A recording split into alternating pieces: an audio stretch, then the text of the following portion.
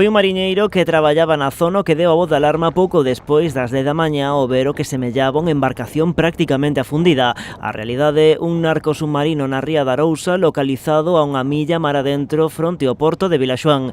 Trátase dunha embarcación de 15 metros de eslora de tipo artesanal que, segundo as primeiras informacións, podería estar relacionada coas dúas narcolanchas que apareceron varadas na costa de Ribeira hai unhas semanas. As primeiras teorías apuntan a que as dúas planadoras que apareceron nas praias ribeirenses de Espiñeirido e o Vilar eran as encargadas de recollelo a lixo do narco submarino que apareceu esta mañá.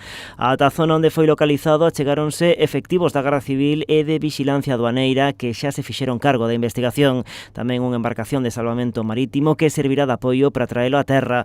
A intención é reflotalo o antes posible, pero atendendo ás malas condicións do mar e ás complicadas manobras, xa ao mediodía quedaba descartado que puidese efectuarse nesta xornada.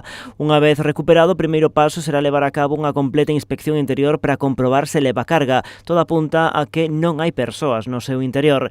En terra tamén se despregaba nesta xornada un amplo dispositivo no porto vilaxoanés con axentes da Policía Nacional, da UCO da Garda Civil e da Axencia Tributaria que despregaron pola zona diversos medios terrestres e aéreos.